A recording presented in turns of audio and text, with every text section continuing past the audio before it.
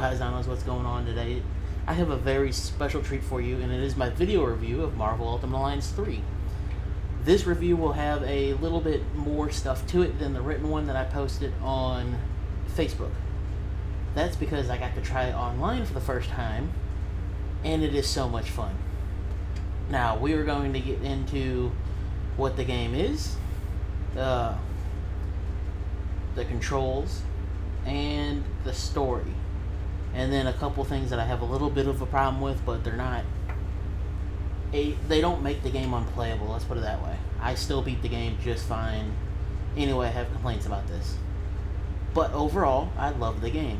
If you like the first two games, and you want to experience a game that is different, but yet new, try this game. Or different but similar, I guess that'd be the best way to explain it. Now, the story itself is a very good story in my opinion, mainly because I don't read a lot of the comics. I watch a lot of the cartoons, and I try to catch all the movies that I can. I love the cartoons for Marvel. I think my favorite Avengers one was Avengers Assemble. That was probably one of my favorite animated shows recently with Marvel. And this game actually feels just like that show. Like, you got the same big bulky characters, and it worked really well with their style and voice cast. I will not get into the graphics for the game, really, besides what I just said, because I'm a guy that can play a game where the graphics don't mean crap. You've seen me play recently Gundam Crossfire, I believe it's called, on the PS3. That has terrible frame rate, but I love the game. You've seen me play PSP games, Nintendo 64 games, everything, even all the way back to regular Nintendo. I will play whatever I want to play. Graphics don't matter to me, so that is not in my review. I want to state that. But for story purposes, the look and sound of the characters fit the game. And I have a fly flying around, you probably can't see it.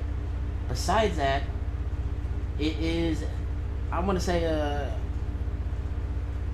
pulling together of everything to do with the Infinity Gauntlet and the Infinity Stones. It pulls from every aspect of the comics, the shows, the video games, and the movies, and compiles it all into one game. And you visit areas that are popular currently in Marvel. I will say you visit Avengers Towers in Wakanda. There have been many of scenes showing you visit X-Mansion. And you start out in space fighting Ronan and Nebula, I believe. That's all I'm going to mention about where you go, because everything else I want to leave for people to experience, I guess you would say. Now, there will be more stuff added on to story and modes with the season pass. So that's the next thing I'm going to jump into. Is the season pass is only $20. It's 3 bundles, and there is at least one character pack coming out for free. I want to say there's another one with the Inhumans, but I can't confirm that, so I don't want to bring that into my review. But the season pass, you have, I believe it's Marvel Knights, Defenders, X-Men, and I want to say Fantastic Four, so 4 packs total. The first one, Marvel Knights, was announced, and you have Blade, Morbius, and I can't remember the other people now off the top of my head. Well, crap. That's what I should have written down. But again, it's $20, and you get that. And if you buy the season pass, I unlock Deadpool at level 22 with an extra costume at the start. Hey everybody, so this is going to be about the controls. Y is your basic attack. You can use the D-pad to switch between characters, and then left bumper with the joystick in a direction slides you with most characters. The other thing to note is X is your heavy attack. With Magneto, it's a gravity ball that pulls people together, and then you can hold down right bumper and do special moves with them in front of you. When you hold down right bumper, if your skill is highlighted and has color to it, that means you have enough energy to do that. Now we're going to look at synergy attacks. If you hold down ZR, you'll see if your ability is highlighted again, and it'll flash to a character that you can use it with, and you'll hear a ding sound, and you'll see a big flash of energy around you. That shows you that you're able to do the abilities together with an AI character. Now, it is pretty nifty, and it does do massive amounts of damage. You also have a little arrow that points to you whenever you are close enough to an AI to do the abilities with. And you can kind of see the difference when you do them by yourself compared to when you do them with an AI partner or with a real person if you're playing online. Now, like I said though, if it is grayed out, you are not able to do the ability. That is the big thing with the synergies while playing single player. And it is also hard to do if you didn't know about that. Next will be flying. So if, as you can see, I hit B and I hit it again, and you see my energy bar starting to drain. That is how you fly. When in the air, you can attack, but when you attack, you go straight down, back to the ground, or you can hold down, not hold down, but hit A to lower your speed or your height of the flight. It is all very simple with it, but it is all also tactical, where you have to decide when you want to fly and waste that energy compared to when you want to do synergy attacks with people and you need to use that energy for certain things. Also, the note, last thing with the controls, if you tap L and R together while you have a circle around your portrait, it'll do your extreme attack. If you are playing single player, you can hit it 4 times because your crew will acquire your synergies usually together as long as they're all attacking, and you will do a ultimate extreme attack. So here we are looking at each of the skills and what they have towards attack type, synergy type, damage, EP usage, stagger, and then the rank up bonuses. Each skill's rank up reduces EP cost and increases attack damage. But you'll notice between this one and Fatal Attraction, the symbols for this is melee rapid fire, while the other one is energy and explosion. And then Master of Magnetism is melee bash, with the magnetic pulse being energy bash. And that's what it shows whenever you are messing with the different abilities. You need to see the damage and what they do. This is your basic overview screen of your character. It shows your hero traits, your skills, your stats, and your ISO 8s. Now we're on the ISO 8s, and this is where you change your character. These will affect your stats by the outer line of the stat window. I have 2 ability increases and then 1 energy increase. And you see down at the bottom my attack types, and that gives you any kind of information you need to know about what this character uses. And this is how you customize your own character. So now you're looking at the Alliance Enhancement. This is actually a really good idea to do for enhancing your entire alliance instead of the team XP tree from Marvel Alliance 1. I like this idea, and it leaves it open to the replay value to unlock everything on here. Each grid has a center hexagon that you can unlock by filling the grid around the center to unlock the centerpiece. And it is a very nice touch to add to the game. So when on the character select screen, you can press L to get the team info bonus. And these are keywords that matches your teams together to give you bonuses for different things. For example, X-Men gives you strength, Force of the Nature give you mastery, Anti-Heroes give you strength, X-Force gives you life, and Cutting Edge gives you strength. But now we're going to go into the 3 big problems. I'm looking at my notes so I can remember what they are. First off is the camera. The camera is built like a Dynasty Warriors game. That's the easiest way to explain it. Right behind you, not super close on classic mode, But even Heroic is right in with the Dynasty Warrior style camera. It is able to get used to.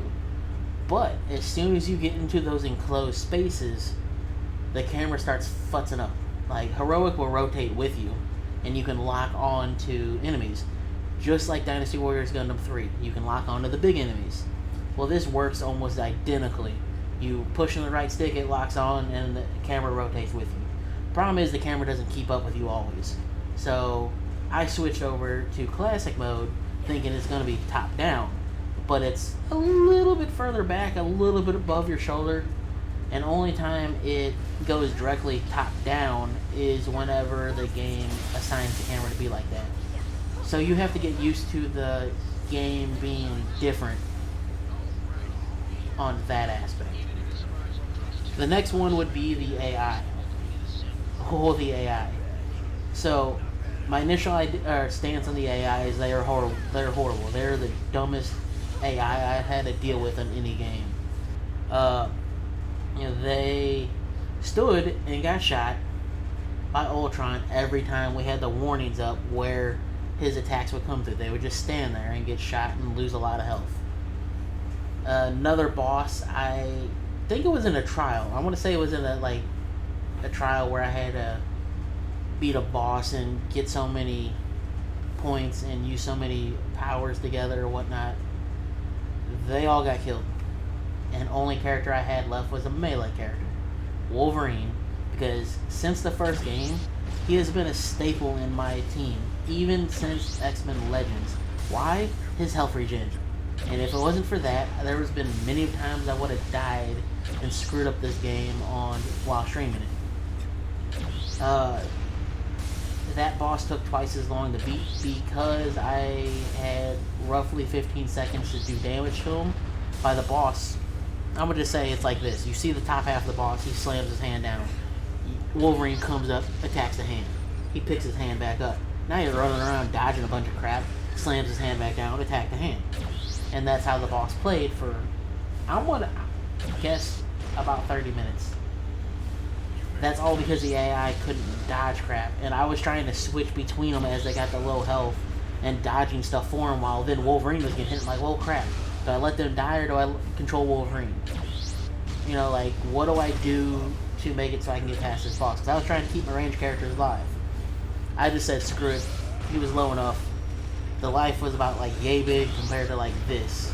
And when it got down to here, that's when everybody but Wolverine died. And then... Oh, the outfits. That's the other thing. The outfits in this game are a color swap. The only person that has an outfit that is different from his standard outfit is Deadpool. And that's the outfit you get with the season pass. That is kind of annoying to me because I was hoping to have... Here's a dumb example, but Iron Spider or Superior Spider-Man's outfit. Where you had the legs, and when you went to attack, they changed the animation so it attacked with the legs and not you. What we got is Armored Spider, a gray metallic color swap of Spider-Man's outfit. Same with Captain America.